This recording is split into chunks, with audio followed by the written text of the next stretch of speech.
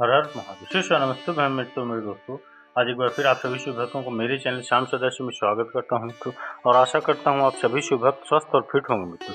चलिए मित्रों, आज आप सभी शिव भक्तों के लिए विशेष जानकारी लेकर के आए हूँ।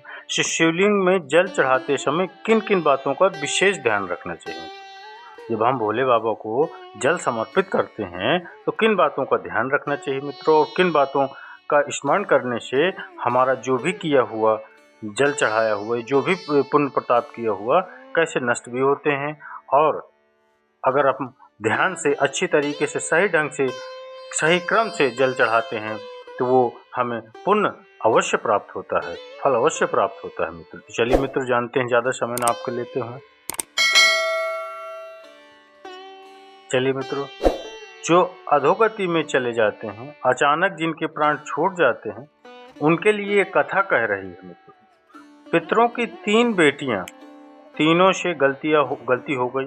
आप शिव मंदिर में जाएं, कोई गलती ना हो, जल चढ़ाएं, मना नहीं, छीटा नहीं, धीरे धीरे जल चढ़ाएं। और एक बात अच्छे से ध्यान में रखिएगा, शिव मंदिर से जब भी वापस आएं, जल चढ़ाते हुए अपना फर्ज पूरा अदा कर आएं, पूरा फर्ज अदा कर आएं। फर्ज से मतलब क्या है? जब शिव मंदिर से वापस आए, जो पत्ती, बेलपत्री, फूल शिवजी पर चढ़े थे वो नीचे शिवलिंग पर से नीचे गिर गए हों, जो भी उनका चढ़ा हुआ, उनको समर्पित किया हुआ फूल, माला, पत्ती, ये सब चढ़े हुए हों।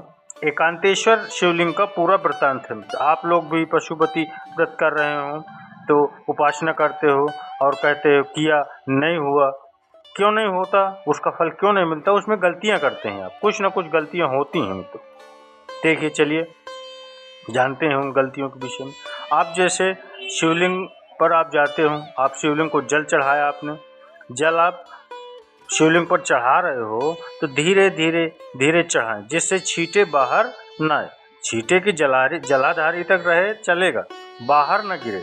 और एक बात का स्मरण रखें मित्रों, यदि बेलपत्री, फूल, पत्ती जल चढ़ाने के बाद ये सब अगर नीचे गिर जाए, जलाधारी पर गिर गया, ये नीचे उतर गया, तुम्हारा पूरा जल चढ़ जाए, तुम्हारे पास चंदन नहीं है, अबीर नहीं है, गुलाल नहीं, कुछ भी नहीं, तो भी अपने हाथ की 3 उंगलियों से रेखा 3 खींचकर फिर जो माला अधिक भगवान की रखी थी, उसी से भगवान का वापस पूरा श्रृंगार कर फिर वापस आइए। भगवान को पूर्ण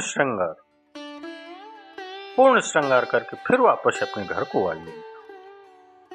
जो भी निर्माल्य उनका था, भगवान का पूर्ण श्रृंगार कर आइए। कई लोग जल चढ़ाने के बाद में भगवान का जो फूल पत्ती नीचे रखी रहती है, हाँ, हम ये नहीं कह रहे कि आप अपने घर से लेकर, आपके पास कुछ भी नहीं है, 1 लोटा जल चढ़ाओ। जल चढ़ाया, जो फूल पत्ती नीचे रखी हुई है उसी को उठाकर उसी फूल से भगवान का श्रृंगार करिए, खूब श्रृंगार करिए, भगवान का श्रृंगार कर फिर आइए। क्यों? जब हम शिव का श्रृंगार कराते हैं, माता पार्वती जी ने देवाधिदेव महादेव का श्रृंगार किया है, आप लोगों के स्मरण में होगा। राम जी ने माता जानकी का श्रृंगार किया है। रामचरित सुनिए आप लोगों ने, कथा रामायण सुनिए आप लोगों ने, रामायण सुनी होगी, तो उसमें माता बैठी हैं शिला के ऊपर और भगवान राम उनका श्रृंगार कर रहे हैं। एक कौवा आता है, वो चोंच मार कर जाता है। ये सारा वृत्तांत आपने श्रवण किया। तो राम जी माता सीता का श्रृंगार करते हैं, भगवान कृष्ण राधा जी का श्रृंगार करते हैं। केवल एक देवाधिदेव महादेव की कथा ऐसी है जिसमें पार्वती जी शिव जी का श्रृंगार करती हैं। पार्वती जी शिव जी का श्रृंगार करती हैं। शिव का श्रृंगार किस लिए, क्यों कहा? जल चढ़ाने के बाद वहीं पर पड़ी हुई पत्ती से, फूल से, जो चढ़े हुए फूल हैं, चढ़ी हुई पत्ती है, चढ़ा हुआ निर्माल्य है, जो भी शिव जी का है, उसी को धोकर वापस भगवान का श्रृंगार कर कर आना चाहिए। किस लिए कि हे भोलेनाथ, जब मैं इस संसार सागर से जाऊं, अखंड सुहाग लेकर पूरी श्रृंगार कर कर इस धाम से जाऊं। ऐसी कृपा बनाए। जो पड़ा हो चंदन नहीं है, हाथ से चंदन का स्मरण होना चाहिए और 3 उंगलियां खींच दी हाथ से। नहीं है हमारे पास में लगाने को रोली मौली चंदन, जो भी आपके पास में अबीर गुलाल अपने नहीं है, अपने मन का गुलाल लगाइए, अपने मन का स्मरण करते हुए चंदन लगाइए। दिल से रिझाइए बाबा को, दिल से रिझाइए,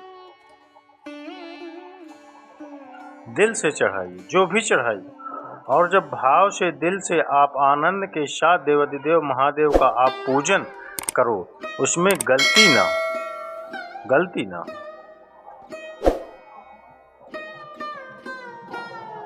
देखिए, पितरों की 3 बेटियों को श्राप भी लगा था।